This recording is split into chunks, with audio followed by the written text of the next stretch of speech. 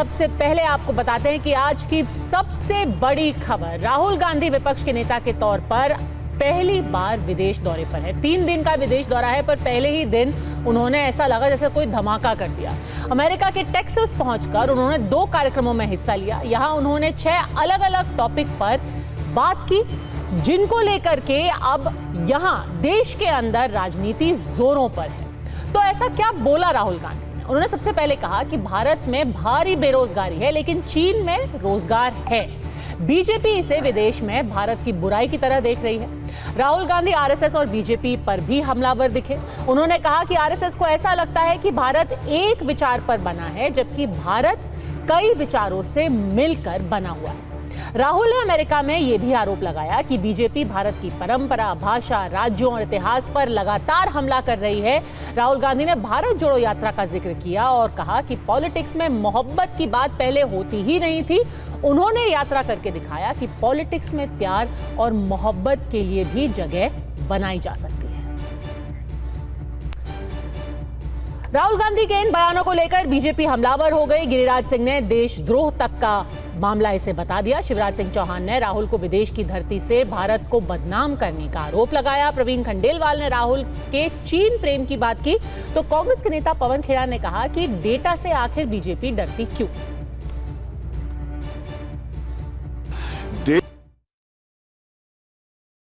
देशद्रोही कोई आरएसएस को नहीं जान सकता। जो बाहर में जाकर के देश की निंदा करे वो आरएसएस को नहीं जान सकता। राहुल गांधी लगता है भारत को बदनाम करने के लिए ही विदेश जाते हैं। राहुल गांधी जी नेता प्रतिपक्ष हैं और प्रतिपक्ष का नेता भी देश के लिए जवाबदेह होता है, और देश के बाहर जाकर देश की छवि खराब करना ये देशद्रोह जैसा अपराध है। कोई देशभक्त ऐसा नहीं कर सकता। अरे अपने देश में कांग्रेस और बीजेपी होती है, लेकिन जब हम बाहर जाते हैं तो हम कांग्रेस और बीजेपी के नहीं होते, हम केवल देश का प्रतिनिधित्व करते हैं। दुनिया भर में भारतीय कहते हैं हमें गर्व है कि हम भारत के नागरिक हैं, लेकिन राहुल गांधी जी हैं विदेशी ताकतों का सहयोग लेते हैं, चुनावों से पहले भी फंड भी लेते हैं, और जो शत्रु देश हैं उनसे भी सहयोग मांगते हैं। तो आप समझ लीजिए कांग्रेस की सोच क्या है। तो आंकड़े तो सबके सामने हैं, क्या इन्हें आंकड़े नहीं दिखते? आंकड़ों से आपकी दुश्मनी क्या है भारतीय जनता पार्टी वालों की, कि जो आंकड़े सामने हैं? देश का विरोध तो तब होता है जब आप चीन को क्लीन चिट देते हैं। जब आप आंकड़े सामने रख के बात करते हैं कि साहब हमारे यहां बेरोजगारी 10 साल में बढ़ी है, तो क्या गलत है? आप बताइए क्यों बढ़ी है? आपका काम है, आप सरकार में हैं, 11वां साल है आपका सरकार में। आपने 10-11 साल नारों में और लफाजी में निकाल दिया, नौजवानों की जिंदगी तबाह कर दी, और उस पर हम चर्चा भी नहीं करें कि हमारे देश के नौजवान को तबाह कर दिया है भारतीय जनता पार्टी ने, तो ये तो गलत होगा। हम तो चर्चा करेंगे। तो इन्हीं बयानों के आसपास है आज की बहस। बीजेपी राहुल गांधी को देशद्रोही तक कह रही है, लेकिन राहुल के नजदीकी सैम पिट्रोडा का कहना है कि राहुल विषय पर गहरी सोच रखने वाले हैं, वो रणनीतिकार हैं। उन्होंने ये भी कहा कि राहुल गांधी पप्पू नहीं है। तो सवाल ये है कि विदेशी धरती पर राहुल गांधी का महज कुछ बोलना देशद्रोह क्यों करार दिया जा रहा है? राहुल गांधी पर बंटवारे की राजनीति का आरोप लगना कहां तक सही है? इससे पहले कि हम चर्चा की शुरुआत करें, पहले आपको वो बात सुना देते हैं जिसको लेकर के इतनी राजनीति हो रही है। राहुल गांधी ने चाइना के बारे में क्या बोला, और फिर शुरू करेंगे चर्चा। Let's be clear. Not everywhere on the planet has an employment problem. Okay? The West has an employment problem. India has an employment problem. But there are many countries in the world that don't really have an employment problem. China certainly doesn't have an employment problem. Vietnam doesn't have an employment problem. If you look at the United States in the 1940s, 50s and 60s, they were the center of global production. Anything that was made, cars, washing machines, TVs, all made in the United States. Production moved from the United States. It went to Korea, it went to Japan, eventually it went to China. And if you look today, China is dominating global production. The Yatra was speaking on its own. So I realized that I was there, but pretty much everything that was coming out of my mouth was actually coming from the Yatra. Do you know what Devta means in the term Devta? Do you know what it means? No. No, it doesn't mean God. No, it doesn't mean the deity. So Devta in India actually means a person whose internal feelings are exactly the same as his external expression. Meaning he's a completely transparent being. Right? It does not mean God. So if this person tells me every single thing that he believes or he thinks, and he tells it to me, that's the definition of Devta. Right? It's the idea that you destroy yourself. Right? So to me, that is interesting about our politics. How do you suppress your own ideas? Right? How do you suppress your own fear? Or how do you suppress? I think currently huge problem in the education system is the ideological capture. So, you know, feeding ideology through the education system. Most of our vice chancellors today are placed by the RSS. It's an organization that has a very particular perspective on life, on history, on the future. That's really damaging. Having one organization that is placing all its people in our education system, I think that's damaging. So ensuring that people who run our education system are independent. BJP के शर्मा हमारे साथ जुड़ गए हैं। Doctor Ajay Upadhyay प्रवक्ता हैं कांग्रेस के, अवधेश कुमार वरिष्ठ पत्रकार हैं, सैयद जवाद पॉलिटिकल एनालिस्ट है। के शर्मा जी, सबसे पहले आप ही से पूछूंगी, राहुल गांधी जी सिर्फ अपने विचार व्यक्त करते हैं और लोग कहते हैं वो देशद्रोही हो गए, क्यों? नहीं, तो जो विचार व्यक्त करते हैं उसी से तो उसकी जो है भावना समझ में आती है कि देश के प्रति भावना क्या है। वाणी ही तो, बोली ही तो है जो बताती है कि अंदर मन में क्या है, भारत के प्रति प्रेम है या नफरत है। इसी से स्पष्ट होगा, और क्या चीज से होगा। बाकी तो कुछ एक्शन जो मूवमेंट कर रहे हैं, उनके स्लीपर सेल वो तो सीधे कटघरे में आ रहे हैं, और जिस दिन वो करेंगे वो भी देश के संविधान के अंतर्गत आ जाएंगे, उसमें कौन सी बात। और जहां उन्हें भ्रष्टाचार किया नेशनल हेराल्ड के मामले में, तो 5,000 करोड़ के जो घपला है, घोटाला है, उसमें माँ बेटे दोनों जेल से बेल पर देशद्रोह कैसे? तो यही है। अब नहीं, लोग तो कहेंगे फिर ये डराने की राजनीति आप कर रहे हैं ना। राहुल गांधी यही तो कह रहे हैं कि वो कुछ बोलना शुरू करते हैं, आप कहते हैं कि भाई देशद्रोह का मुकदमा कर दो इनके ऊपर, इनको जेल में बंद कर दो। क्यों? हमने नहीं कहा मुकदमा करने के, हम तो मुकदमा के पक्ष में नहीं है, तो जनता मुकदमा करके बैठी हुई है। इस बार 2024 में तीसरी बार माननीय प्रधानमंत्री नरेंद्र मोदी जी को देश का प्रधानमंत्री बनाकर इनको जो है फिर से विपक्ष में रख दिया है। तो 15 साल से सत्ता से बाहर किया हुआ है, ये देश की जनता ने किया है प्रधानमंत्री जी, हमने नहीं किया है।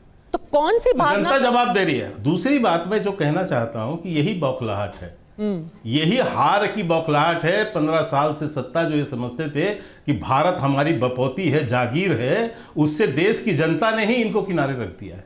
तब इनकी बौखलाहट अब यहां नहीं निकल पा रही है, तो ये जा रहे हैं विदेश में जाकर बोलते हैं। तो ये राष्ट्र विरोधी जो मानसिकता है, इनकी जो सोच है, अब आप इस पे तो आप वो नहीं करेंगे कि जो जॉर्ज सोरोस जो कि भारत के प्रति एक षड्यंत्र रचते हैं, उनके लोगों के साथ ये बड़े गर्व के साथ फोटो खिंचाते हैं, और देश की जो 140 करोड़ भारतीयों को चिढ़ाने का काम करते हैं। जो खुलेआम कहता है व्यक्ति कि मैं करोड़ों रुपए भारत के लोकतंत्र को समाप्त करने के लिए लगा रहा हूं, तो उसके साथ ही कैसे बैठते हैं, किस भाव से बैठते हैं?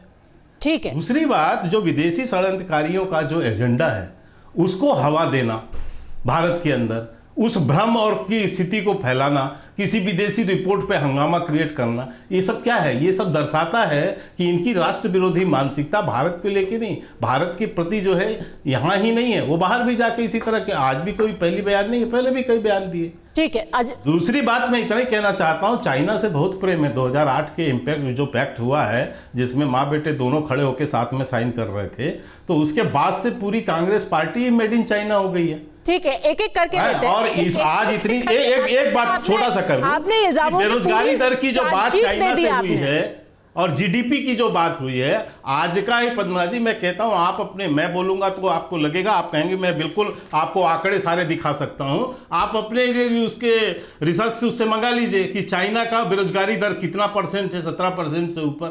जीडीपी देख लीजिए भारत का जो है, वो भारत की जो जीडीपी जो आ रही है वो उसके आंकड़े देख लीजिए और चाइना का देख लीजिए। अच्छा, आंकड़ों पे एक-एक करके आते हैं। पहले भावना 4% 7 पे खड़ा है, हम 7% 6 पे।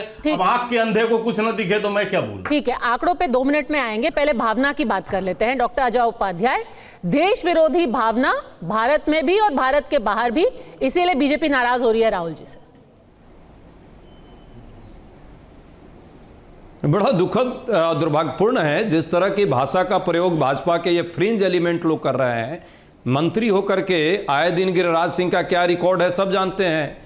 उसके बाद अनुराग ठाकुर के बारे में तो पूरा देश जानता है कि कितना प्रेम देश को जोड़ने में करते हैं। लगातार खंड खंड विखंड करने की इनकी साजिश ही रहती है, जिस पर कि इनकी सियासत चले, हिंदू मुस्लिम मंदिर मस्जिद की राजनीति करके, गाली गलौज करके, इसी पर इनकी दुकान चल रही है। तो ये ऐसे लोग दूसरे को ज्ञान देते हैं तो बड़ा आश्चर्य लगता है। ज्ञान देने से पहले कुछ ज्ञान भी तो ले, समझना चाहिए उन्होंने। राहुल गांधी जी ने क्या कहा है, लेकिन ये लोग नासमझ लोग हैं, इनको समझ नहीं आएगी कि बहुलतावादी कल्चर क्या है इस देश का, उदारवादी सोच क्या इस देश का है, हिंदू संस्कृति और सनातन विचार में क्या जो है वसुधैव कुटुंबकम और सर्वधर्म संभाव की जो परिकल्पना है उसके कितने व्यापक स्वरूप हैं। इन्हीं चीजों की चर्चा राहुल गांधी जी ने शुरुआती दौर में किया। बीच में नहीं बोलता हूं, आप अपने नाना जी को याद कर लीजिए। कौन है आपके नाना जी?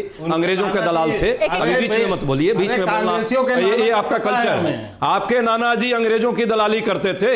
अरे आपके नाना जी, आपके नाना ने याद है, अपने देश का विभाजन आपके नाना जी का नाम याद है। और आपके दादा ने जिस तरह गद्दारी की थी, याद है आपके दादा को? आपके दादा और नाना क्या किए भारत पाकिस्तान अपने प्रधानमंत्री। इतना मिर्ची लग गई ना, लग गई मिर्ची नहीं, लग गई नेहरू जी ने। बीच में मैं नहीं बोलता, भारत 2 टुकड़े। बीच में नहीं बोलता, नेहरू जी आग लग रही है। अरे वाले चुप रहिए, आपने अपनी पूरी बात रखी। आप डॉक्टर उपाध्याय, आप अपनी बात करो, शर्म करो, तुम्हारा टीका टिप्पणी नहीं, प्लीज प्लीज। डॉक्टर उपाध्याय को अपनी बात रखने दीजिए, आपको पूरा मौका मिले। ये संस्कार है, आरएसएस का संस्कार है। चलिए आप अपनी बात रखिए। आरएसएस के बारे में जो राहुल गांधी जी ने, देखिए आरएसएस के बारे में जो राहुल जी ने कहा, देखिए एक आरएसएस है छड्डी वालों का, देखिए किस तरह से गर्म हो गया। बरनौल लग गया, इतना ही बोलोगे तो अरे बरनौल लग गया ना, बरनौल लग गया। बरनौल मैं भेज दूंगा आपके घर पे, टेंशन नहीं लीजिए, टेंशन नहीं लीजिए। बरनौल शांति बरतिए, पहले मेरी बात पूरा होने दीजिए। उन्होंने संगठन के बारे में कहा कि किस तरह से इंस्टीट्यूशनल सिस्टम में, शिक्षा में बंद बुद्धि के लोग घुसते जा रहे हैं और जिनका कोई योगदान नहीं, जिनकी कोई सोच नहीं, जिनका कोई शिक्षा का कोई ठिकाना नहीं, वो जेएनयू और डीयू जैसे संस्थानों में वाइस चांसलर के लेवल पर जाकर के इंस्टीट्यूशन को खत्म करना चाहते हैं। ये सच्चाई है, पूरा देश देख रहा है। बेरोजगारी के मामले में जो बात रखी है, आंख बंद कर लिया है, तेल कान में डाल लिया है। 2 करोड़ की बात करते थे प्रतिवर्ष रोजगार, ये इनके आंका झूठ के बाजार सिर्फ मशीन खोल रखे थे। क्या हाल है 24 से और बरस के नौजवानों का? 45% बेरोजगारी है इस देश में। आइए लोग का भी रिपोर्ट जरा उठा के देख लें कि कितनी बेरोजगारी है। त्राहिमाम मचा हुआ है मैडम। 46,000 जो है ग्रेजुएट और पोस्ट ग्रेजुएट और पीएचडी के लोग यदि छोटी छोटी नौकरियों के लिए भी अपनी जो एप्लीकेशन आवेदन दे रहे हैं, तो ये हालात देख लीजिए देश का क्या हो गया है। ठीक है, तो ये तथ्य है। और आंकड़ों पर तो चलिए अच्छी बात है कि कुछ लोग आंकड़े भी यहां व्यक्त करने लगे हैं, नहीं तो नो डेटा एनालिसिस वाले ये लोग थे। एनडीए का मतलब नो डेटा अवेलेबल वाले लोग थे। ठीक है, के शर्मा, राहुल गांधी महज देश की समस्याओं का गलत तरीके से देश को जो है प्रताड़ित, यही इनका वो महज ये कह रहे थे देश में बहुत बड़ी बड़ी समस्याएं हैं, भाजपा बंद बुद्धि की है। के शर्मा जी, देखिए देश की समस्या के विषय में बिल्कुल विपक्ष हैं, इनको बोलना चाहिए, लेकिन भारत में बोलें तो अच्छा है, विदेशों में जाकर बोल के क्या मिलने वाला है। लेकिन अभी बार बार ये मंद बुद्धि की बात कर रहे हैं। मैं पद्मजा जी बहुत दावे के साथ एक बात कह सकता हूँ, कोई भी रिकॉर्ड उठा लीजिए, भाजपा का कोई वरिष्ठ नेता बंद बुद्धि राहुल गांधी को आज तक पप्पू नहीं कहा। बंद बुद्धि है भाई, कोई नहीं बोला है पप्पू इनको। लेकिन पहली बार पप्पू यदि किसी ने राहुल गांधी को बोला तो राजघाट में प्रियंका गांधी ने बोला। दूसरी बात है, अपने आप को पप्पू राहुल गांधी ने सदन के अंदर बंद बुद्धि वाले लोग हैं। कल जो है बुद्धि वाले लोग हैं, इंटरनेशनल इनके अंकल सैम पित्रोदा ने पप्पू कह के पुकारा राहुल गांधी को, इंटरनेशनल पप्पू बना दिया। नहीं, उन्होंने कहा, हमने पप्पू नहीं कहा है, भाजपा ने फैलाया। उन्होंने कहा पप्पू नहीं है, वो बहुत गहन सोच करते हैं। मुझे बताइए पप्पू कहा किसने था इनको? पप्पू नहीं है किसने कहा था? कैसे सैम पित्रोदा को ज्ञान हो गया ब्रह्म? ये बैल बुद्धि वाले दिमाग है। ये जो है डिबेट तथ्य पर नहीं होगी, तथ्य पर नहीं होगी। ये जो पप्पू आपने तथ्य किया, ये दिन भर जो बैल बुद्धि वाले लोग हैं, ये बैल बुद्धि वाले हैं। तो ये बैल बुद्धि वाले हैं, समझ में आएगा। अरे पूरे विश्व में घूम करके बैल बुद्धि दिखा रहे हैं ना अपना, पूरा विश्व बैल बुद्धि दिखा रहे हैं ना। बहन ने जिसको पहली बार बोला हो, गधे को भी नहीं समझ में आता। ठीक कर रहे हैं, गधे लोग को नहीं समझ में आएगा। देखिए ये कोई अलग ही दिशा में जा रही है, कोई अलग ही दिशा में जा रही है, किसी के ऊपर व्यक्तिगत टिप्पणी नहीं करते हैं। तर्क चाहिए, बुद्धि चाहिए, दिमाग चाहिए। आपके पास न दिमाग है न बुद्धि है। भाजपा वालों की बुद्धि बंद है और आरएसएस जो है इसी तरह के बुद्धि को आगे बढ़ाता है। अवधेश जी ये बताइए, जिस तरीके से हम देख रहे हैं कि अभी डिबेट पे क्या हो रहा है, क्या एक तरीके से राहुल गांधी भाजपा की दुखती रग पर हाथ रख देते हैं, इसीलिए जैसे ही वो कभी कुछ जाकर के बोलते हैं वैसे ही यहाँ से रिएक्शन आ जाता है? क्या ये दुखती रग लग गया है? देखिए ऐसा है, पहले तो दोनों हमारे अच्छे मित्र हैं, डॉक्टर अजय उपाध्याय, के शर्मा, दोनों पढ़े लिखे हैं।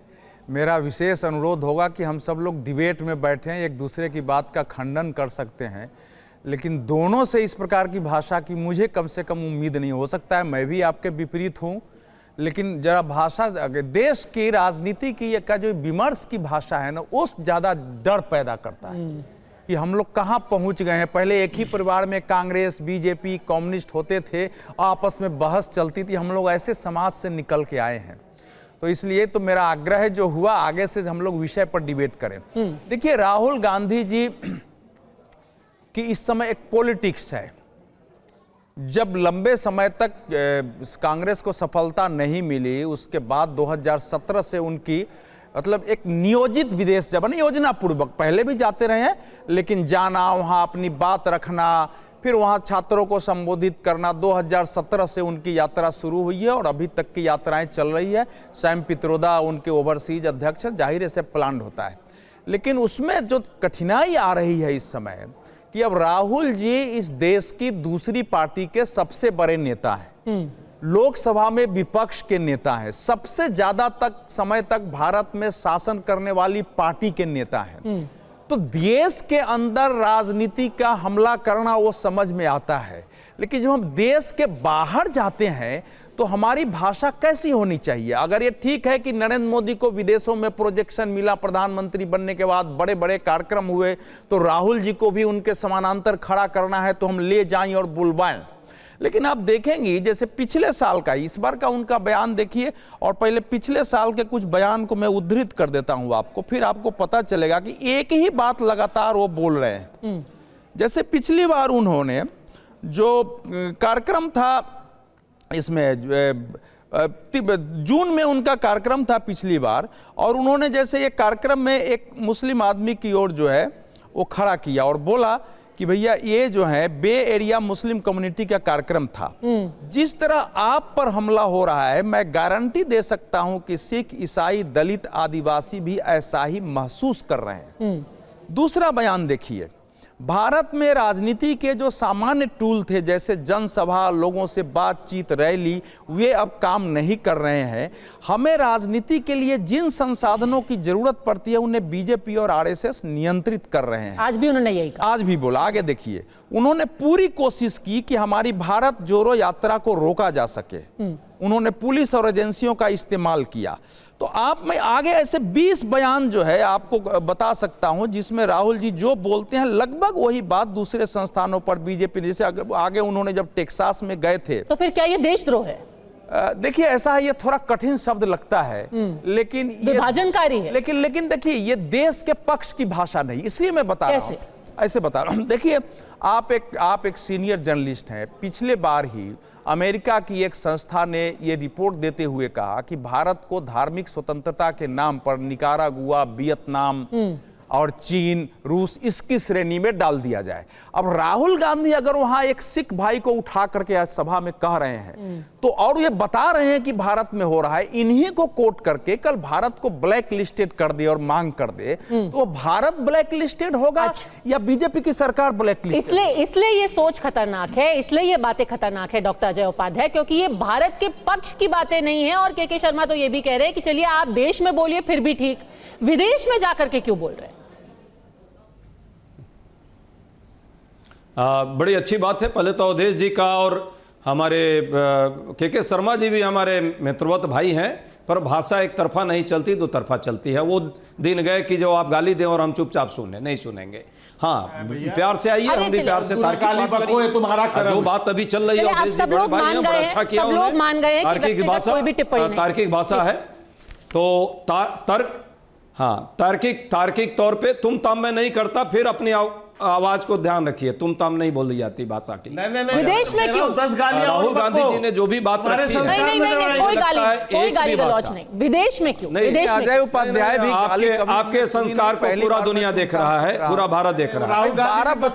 सुनिए के जी, 12 वर्ष से अजय उपाध्याय जब प्रवक्ता नहीं थे तब भी मेरे साथ डिबेट करते रहे, हम लोग लड़ते रहे, कभी ऐसी भाषा सुनी नहीं थी। ठीक है, मुद्दे पे आते हैं। विदेशी धरती पे क्यों? उनको बात करने से पहले मंद बुद्धि और सद्बुद्धि से बोलने से पहले उनको समझ होनी चाहिए। ठीक है, मुद्दे पर आते हैं। बुद्धि बोल रहे हैं। ठीक है, मुद्दे पर आते हैं। विदेशी धरती पे क्यों? समझ होनी चाहिए। मुद्दे पर आते हैं। विदेशी धरती पे क्यों? मुद्दे पर आते हैं। मंद बुद्धि बोलना, किसको मंद बुद्धि समझा? मुद्दे पर आते हैं। मुद्दे पर आइए। ठीक है, अरे भाई हो गया, बैल बुद्धि कौन है, मंद बुद्धि कौन है, पूरा देश जानता है। गधों जो वही बात कर रहे हैं। अजय जी, टाइम बर्बाद। डॉक्टर उपाध्याय, विदेशी धरती पर क्यों? फिर वही भाषा, विदेशी धरती पर क्यों? क्या कर रहे हैं? और देश के पक्ष में ये भाषा नहीं। स्पष्ट बात है ये। आज सुनिए, दो बातें हैं। एक तो भारत के प्रधानमंत्री जो इस देश के हम सबके प्रधानमंत्री हैं, वो विदेश जाते हैं तो क्या वो कांग्रेस के बारे में, पूर्व प्रधानमंत्रियों के बारे में और कांग्रेस के विचार के बारे में कुछ नहीं बोला, आज तक नहीं बोला हो, तो यहां जो लोग हमारे साथी हैं शुभचिंतक, वो स्पष्ट कर दें कि वो देशद्रोह है या देश के प्रति प्रेम है। पहली बात, दीमक और क्या क्या कांग्रेस को कहा। राहुल गांधी जी कोई ऐसी एक बात नहीं कर रहे हैं जो इंटरनेशनली आज के डेट में जो आईटी का जमाना है, सूचना क्रांति का जमाना है, जो भारत में हो रहा है वो विश्व नहीं जानता है, अब विश्व में होता है वो भारत के लोग नहीं जानते हैं। या तो इस कम्युनिकेशन को बंद कर दिया जाए। तीसरी बात, वो जिस विमर्श में भाग ले रहे हैं एक एकेडमिक विमर्श है, और उस विमर्श में वो चाहते हैं कि जो सच्चाई है डेमोक्रेटिक स्ट्रक्चर की और भारत की महानता की, उस महानता पर कैसे प्रश्न चिन्ह लगाने के प्रयास हैं। इंडियन डायस्पोरा के लोग हैं, और यदि चर्चा होती है तो क्या यह सच्चाई नहीं जानी चाहिए कि हम मल्टीकल्चरलिस्ट स्टेट हैं, हम सभी धर्मों को मानने वाले लोग हैं, हम वसुधैव कुटुंबकम की बात करते हैं, ग्लोबल विलेज हमारा है। इस पर कैसे प्रहार हो रहा है, और ये सबने देखा है। ठीक है, जाति धर्म पर यदि आप प्रहार कर रहे हैं तो कोई बात कही जाती है और वो तथ्य के परे होती है कि कारण भारत लोकतंत्र है। ठीक है, एक छोटी सी बात आपको बता देती हूं, अगर कोई बात सच्ची है, सही है, वो बात बोलने का हर किसी को हक है, भारत में या भारत के बाहर। पर जैसे बात हुई चाइना की, चीन के कुछ आंकड़े, अभी 2023 का ये स्टैटिस्टा की रिपोर्ट है, उसमें देखा गया कि जो G20 देश हैं उसमें कितनी बेरोजगारी है युवाओं में, युवा बेरोजगारी दर कितनी है। यहां पर दो आंकड़ों पे आप ध्यान दीजिए, चीन की बेरोजगारी दर युवाओं में और भारत की। चीन की 2023 में थी 15.9 और भारत की 17.9। तो अगर ये कह रहे हैं आप कि चीन में कोई बेरोजगारी की तकलीफ नहीं है पर भारत में हर कोई बेरोजगार है, तो ये तो तथ्य भी सही नहीं है। और इसीलिए लोग पूछ रहे हैं डॉक्टर उपाध्याय कि क्यों भारत को बदनाम करने की कोशिश की जा रही है। और एक रिपोर्ट जो अभी 2024 अगस्त की ही छपी है, ये MSN की रिपोर्ट है, यहां पे लिखा गया है कि चीन में जो बेरोजगारी दर है अब उठ करके 17% पहुंच गई है। जून में ये महज 13% थी और जुलाई में आकर के ये 17% हो गई है। तो तथ्यों के परे कुछ बोलना, ये तो भारत के खिलाफ है। देखिए, तथ्यों की बात करें तो सच्चाई तो डाटा भारत सरकार की तरफ से ही आती है। NSO जो के डाटा हैं, या आप EMI की डाटा को आप देख लेंगी तो भारत के युवाओं में बेरोजगारी दर 43% तो अभी अभी आया था रिपोर्ट 6 महीने पहले, और ILO ने तो 83% युवाओं के बीच में बेरोजगारी दर बताई थी। ग्रामीण भारत की स्थिति क्या है सबने देखा है। जहां तक बात मैन्युफैक्चरिंग की है, हम सबने मान लिया है कि स्किल इंडिया का क्या हाल हुआ जब हमको सामान्य टेक्नीशियन भी बुलाना पड़ रहा है चाइना से, और जो मैन्युफैक्चरिंग यूनिट की हालत है कि हर चीज चाइना से हमको आयात करना पड़ रहा है। हमारा बैलेंस ऑफ पेमेंट जो है कितना एडवर्स है, सबने हम ये तो डेटा है, ये डेटा यदि खड़ा कर दिया जाए तो ये तथ्य अपने आप आंकड़े भी सत्य के करीब आ जाते हैं। और बेरोजगारी दर यदि भारत में नहीं है तो ये तय कर दें यहीं पे हमारे जो पैनलिस्ट हैं कि सभी लोग बल्ले बल्ले चल रहा है, कोई बेरोजगारी है ही नहीं। मैंने तो सिर्फ डेटा बेरोजगारी है तो फिर अलग अलग परीक्षाओं के लिए कितनी लोग परेशान हैं। मैंने सिर्फ डेटा की बात की है, ये नहीं कह रहे कि सबकी बल्ले बल्ले हो गई है, की बात कर रहा हूं। चीन और भारत आई के डेटा लगभग एक जैसे ही है, लगभग एक जैसे ही है जी। पद्मा जी एक के शर्मा मुझे एक पॉइंट और नो, ये गलत डाटा है। CMEI के डेटा, ILO के डेटा, दोनों को यहाँ पे प्रूफ के तौर पे आप रख सकती हैं। ठीक है, ये स्टैटिस्टिका का डेटा G20 कंट्रीज का मैंने CMI का भी जो डाटा है अजय जी, भारत की बेरोजगारी ठीक है, सिर्फ डेटा पे नहीं रहते। 9.2% है, और CMI का भी जो डाटा अभी आया है वो 9.2% है, जो पिछले महीने 7% से थोड़ा ज्यादा हुआ है। लेकिन चाइना में बेरोजगारी है और इसलिए भारत का डाटा वो ऊपर नीचे होता रहता है। औसत बेरोजगारी दर हमारे यहाँ 7-7.5% के आसपास है। चलिए, आंकड़े थोड़े ऊपर नीचे हो सकते हैं। सैयद जवाद, एक सेकंड, इससे पहले कि केके जी वापस आ पाए, मैं एक पॉइंट रख दूं, मात्र एक पॉइंट, पर सिर्फ एक पॉइंट, क्योंकि मैं सैयद जवाद जी के पास जाना चाहता हूं। बाकी विदेशों के डाटा पर इनको भरोसा नहीं है, लेकिन चाइना पे तो बहुत भरोसा है, उसके साथ तो बाकायदा पैक्ट किया हुआ है। अब Beijing national bureau of statistics NBS, ये रिपोर्ट है उसकी, ये रिपोर्ट है 15 जुलाई 2024 की। उसकी चाइना की GDP दर जो है, GDP विकास दर 4.7% है, जबकि पहली तिमाही में ये 5.3% थी। और भारत की जो है दूसरी तिमाही में उसकी विकास दर 7.6% है। ये मैं नहीं कह रहा हूं, ये बाकायदा ये इसकी रिपोर्ट है आपके Beijing national bureau of statistics की। ठीक है, स्वयं चीन ये बयान दे चुका है कि भारत की अर्थव्यवस्था मजबूत है, और ये वो अपना ही खुद बता रहे हैं कि भारत की GDP। अब मैं ये कहता हूं, इसके बाद भी यदि राहुल गांधी को समझ नहीं आती और विदेश में जाके भारत की बुराई करते हैं तो अलग बात है। लेकिन एक बात और छोटी सी कह दूं, उन्होंने चलिए ये राजनीतिक बातें की, ये की वो की, लेकिन कम से कम धर्म के विषय में बोलने से पहले उनको 10 बार सोचना चाहिए। हमारे यहाँ कहावत है पन्ना जी कि यदि किसी मूर्ख को शास्त्र पढ़ा दिया जाए, शास्त्र पकड़ा दिया जाए तो शस्त्र का काम करता है। वही हाल जो है राहुल गांधी के हो गए। भगवान शिव के ऊपर उन्होंने जो बोला है, क्या बोल रहे हैं वो कह रहे हैं कि वह भगवान शिव विनाशक हैं, वह अपने अहम, अपनी संरचना और अपनी मान्यताओं का विनाश कर रहे हैं। भगवान शिव अपनी संरचना का, भगवान शिव ने ब्रह्मांड रचा, वो अपनी संरचना का भी विनाश कर रहे हैं, अपनी मान्यताओं का भी विनाश कर रहे हैं। ये लाइन आती है। हाँ, इससे पहले डॉक्टर उपाध्याय, इससे पहले कि आप वापस कुछ बोले, सैयद जवाद बहुत वक्त से इंतजार कर रहे हैं, उनको एक मौका देना चाहती हूँ। सैयद जवाद जी, शायद सबसे ज्यादा नाराजगी जो लोगों में इस बात को लेकर के है कि आपका कोई झगड़ा है, आप अपनी कोई बात कहना चाहते हैं धर्म को लेकर के, संविधान को लेकर के, देश को लेकर के, सरकार को लेकर के। आप संसद में बोलिए, आप सड़कों पर बोलिए, हमारे देश के अंदर बोलिए, पर भारत की ये छवि बाहर जाके क्यों खराब की जा रही है? बार बार यही तर्क दिया जा रहा है। बाहर क्यों? अमेरिका में क्यों? लंदन में क्यों? रशिया में क्यों? जी, बहुत बहुत शुक्रिया पद्मा जी आपका आखिरी में वक्त देने के लिए। अपनी बात की शुरुआत एक शेर से करता हूं कि हुजूम देखकर रास्ता नहीं बदलते हम, हुजूम देखकर रास्ता नहीं बदलते हम, किसी के डर से तकाजा नहीं बदलते हम, और हजार जेर रास्ता हो कांटों का तो चल पड़े हैं तो इरादा नहीं बदलते हम। देखिए क्या है, राहुल गांधी साहब जब से LOP बने हैं तब से भारतीय जनता पार्टी की और RSS के लोगों की रात को नींद नहीं आती, इसलिए वो ज्यादा बेचैन हैं। चाहे जब सदन के अंदर आदरणीय राहुल जी बोलते हैं तो पूरी भारतीय जनता पार्टी जो है खड़े होकर के विरोध करती है और बोलने से रोका जाता है, तो ये बेचैनी हम समझ सकते हैं। अब आप कह रहे हैं विदेश की धरती पर, तो आदरणीय प्रधानमंत्री जी ने भी जा करके कहा था कि पहले भारतीय होने पे लोगों को शर्म आती थी, तो क्या आती थी आपको शर्म? ये भी तो भारतीय, क्या वो उस वक्त अपमान नहीं था? लेकिन क्या है जो राहुल गांधी साहब बात कर रहे हैं, और अभी आंकड़ों की बात करी जा रही, चीन से मुकाबला करा जा रहा था, और अवधेश सर तो बड़े सीनियर पत्रकार हैं और आप भी बड़ी सीनियर जर्नलिस्ट हैं, जरा चीन का एजुकेशन बजट बता दीजिए और भारत का एजुकेशन बजट बता दीजिए। चीन का डिफेंस बजट बता दीजिए और भारत का डिफेंस जो बजट है वो बता दीजिए। अच्छा चलिए, ग्लोबल हंगर इंडेक्स में भारत कौन से स्थान पे आ गए? 125 देशों की सूची में 111 स्थान पे। वहां पर कहेंगे नहीं ये विदेशी रिपोर्ट है, हम नहीं मानेंगे। मतलब मीठा मीठा गप गप और कड़ुआ कड़ुआ थू थू, ये तो नहीं चलेगा ना। अब आप बता रहे हैं, अभी एक यूएस की रिपोर्ट थी, इंडियन हेट लैब की रिपोर्ट है कि आदरणीय प्रधानमंत्री जी की जो सरकार जब से आई है तब से इस देश के अंदर अकलियतों के ऊपर हमले बढ़ गए, वो झूठी है।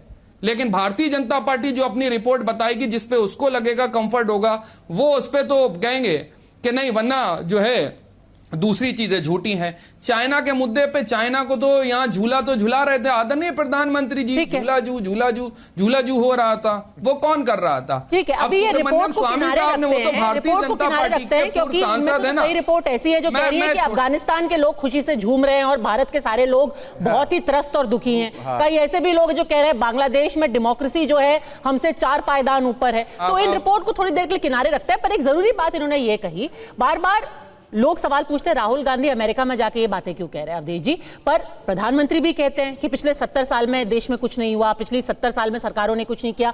वो बोलते हैं तो ठीक क्यों, राहुल गांधी बोलते हैं तो उन पे इल्जाम क्यों? देखिए, प्रधानमंत्री नरेंद्र मोदी के 3 से 4 भाषण में विषय आया था, आपको भी ध्यान में होगा, और उसमें विषय यह था कि एक समय था मैंने भारत को जब पॉलिसी पैरालाइसिस, हम लोगों को याद है, अब इसको आज स्वीकार करें लोग न करें, कि मनमोहन सिंह की सरकार के अंतिम जो 4-5 वर्ष थे उसमें चाहे इकोनॉमिस्ट उठा लीजिए, टाइम्स, न्यूज़ वीक, यहाँ तक कि न्यूयॉर्क टाइम्स जो नॉर्मली भारत में लेफ्ट आइडिया को सपोर्ट करती है, उस इकोसिस्टम को, उसने भी ये लिखा था और बताया था कि भारत की क्या स्थिति है उस समय। तो प्रधानमंत्री बोलते हैं, उसकी आप आलोचना तो जरूर कर सकते हैं, उसमें कोई दो मत नहीं है, लेकिन उसके बाद प्रधानमंत्री ने भारत की हैसियत की बात की है, भारत के संसाधनों की बात की है, भारत के लोग कितने मेहनत कर रहे हैं और भारत को कैसा बनाया जा रहा है, कैसा बना, ये भी बात की है। तो इसलिए जब बातें होती है, नहीं जब बातें होती है तो दोनों पक्ष की होते हैं। लेकिन इससे कि मैं जो कहना चाह रहा हूं कि राहुल जी के भाषण का ये सब थीम इस समय नहीं है।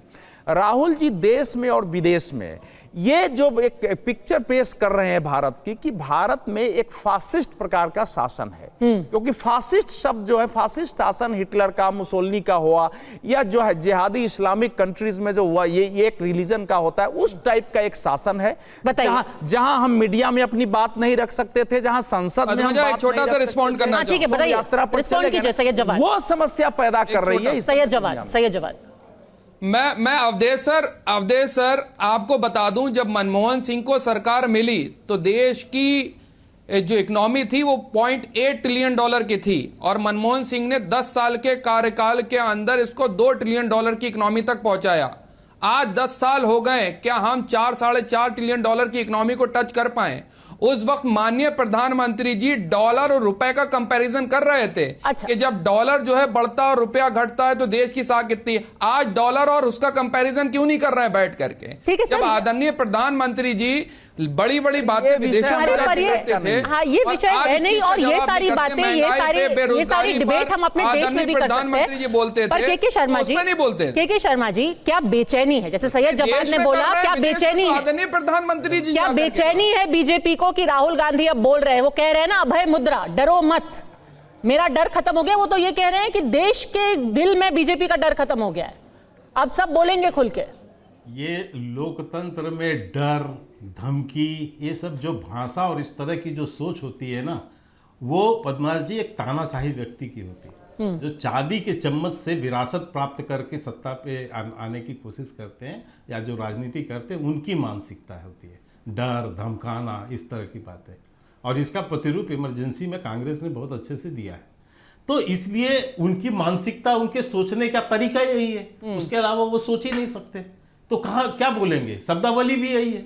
लेकिन अभी मैं सुन रहा था कि बड़े राजनीतिक विश्लेषक हैं, वो बता रहे थे कि साहब जब से वो एलओपी बन गया भाजपा को बड़ी वो हो गई है। अरे साहब, हम बहुत खुश हुए हैं, हम बहुत खुश हैं उनके एलओपी बनने पर, क्योंकि आते ही उन्होंने अपने जो है पूरे करामात दिखा दिए देश को। जैसे ही बने स्पीकर के चुनाव में पूरे उसको किस तरह से गठबंधन को हारना पड़ा और किस तरह मुंह का खाना पड़ा, ये सारे देश ने देखा। अकेले बोलते हैं तो गृह मंत्री जी भी उठ के कहते हैं कि हमारी रक्षा करिए स्पीकर साहब से। शांति रखो। नहीं, जब राहुल गांधी साहब बोलते हैं तो आप देखिए गृह मंत्री साहब नहीं, आपके बहुत खलीफा साहब बोल, आदरणीय प्रधानमंत्री खलीफा है, और उसके बाद राजनाथ जी और तमाम लोग खड़े होकर के राहुल गांधी जी से क्यों रहे हैं, परेशान हो रहे हैं, इतना डर है। राजनीतिक विश्लेषक हूं। अच्छा, ये डर अच्छा भी है। राहुल गांधी जी का डर आपको लग रहा है, ये अच्छी बात है। आपको डरना भी चाहिए, ठीक है, आपने दिया नहीं था इतने साल से। अब जब से आपको एलओपी राहुल गांधी जी बड़े खुश हैं, हम बड़े खुश हैं। बेचैनी होना है। अच्छा, इस डर को हम समझते हैं आरएसएस जैसे ही बनते, अरे काहे जातीय जनगणना बहुत खुश है, ठीक है। धुआं निकल रहा है। आखिरी 30 सेकंड डॉक्टर अजय उपाध्याय। नहीं, मैं इतना ही बोल दूं केवल कि जैसे ही जो बौखलाहट वो दिख गई, दूसरी भी जैसे ही इमरजेंसी का प्रस्ताव आया, पूरा इंडी गठबंधन बिखर गया और एलओपी साहब के जो है मुंह देखने लायक था सदन के अंदर में, वो बगले झांकते दिख रहे थे। तीसरी बात, जैसे अभिभाषण चालू हुआ, जवाब नहीं सुन पाए, सदन छोड़ के भाग खड़े हुए। तो ये जो एक एलओपी की जो विफलताएं हैं हमारे लिए तो शुक्र है, तो अच्छी बात है कि इन्होंने राहुल गांधी को बना दिया। पहले अधीर रंजन चौधरी के साथ उनको बोलने दीजिए, भले से वो अमेरिका में बोल रहे हैं या भारत में बोल रहे हैं। मैं तो प्रसन्न हूँ एलओपी बने और इसी तरह की शब्दावली का प्रयोग करें, इसी तरह। चलिए डॉक्टर अजय उपाध्याय, अच्छी बात है, बीजेपी भी खुश है कि राहुल जी बन गए एलओपी, कांग्रेस भी खुश है, बीजेपी भी खुश है। अच्छी बात है, अच्छी बात है। भाजपा को समझना चाहिए और भाजपा इस बात को समझ रही है इस बार। ठीक है, शर्मा जी को दिक्कत हो रही है, दर्द भी होना जरूरी है। लोकसभा में कौन पानी पी पी करके और जिस तरह से बेचैनी बौखलाहट दिखती है सबने देखा। भाई वो हाँ, एक बात जरूर है, उन्होंने जिस तरह से भगवान शिव के लिए फिर बीच में बोलने लगे, देखिए शुरू हो बाल बुद्धि के सामने तो अच्छा, अभी सब लोग इतनी खुशी कौन संस्कार है बैल बुद्धि वालों की, ये डिबेट को खत्म कर रहे थे, अब फिर हम वहीं पहुंच गए जहां से डिबेट शुरू हुआ। डिबेट तर्क ही है लोग, इनका बंद बुद्धि इन लोगों का हो गया है। जी क्या फायदा, तर्क है ही नहीं इनके पास, तर्क है ही नहीं। आरएसएस के लोगों का यही मानसिकता है और इसी मानसिकता के कारण जो है राहुल गांधी जी बार बार बोल रहे हैं कि ये लोगों का बुद्धि बंद हो गया है और ये लोग लोकतंत्र के विरोधी हैं। ये आरएसएस की मानसिकता यही है। राहुल जी का, इनके पास न तर्क है, न तार्किक सोच है, न प्रजातंत्र के प्रति सोच है, न इनको कोई विमर्श करने। अभी तो राहुल जी के अमेरिका दौरे का पहला ही दिन है और उसी से इतनी राजनीति गर्म हो गई है। अभी 2 दिन और बचे हैं, बहुत हमें चर्चा करने को मिलेगी। पद्मजा जी, आखिरी 30 सेकंड डॉक्टर उपाध्याय, आखिरी 30 सेकंड, झगड़ा मत कीजिए। जो सोच थी लोकतांत्रिक, राहुल गांधी जी, राहुल गांधी की आवाज बंद कराइए। इंदिरा गांधी, राहुल गांधी जी आपातकाल लगा के इन्होंने दिया विदेश में, फिर चिल्लाने लगे, देखिए पागल आदमी को। वही डीएनए है और किस तरह मैंने कहा अभी 2 दिन और बचे हैं, बहुत चर्चा के मौके मिलेंगे, बहुत चर्चा के टॉपिक मिलेंगे। अरे बट देखिए, व्यक्तिगत टिप्पणी नहीं करते हैं।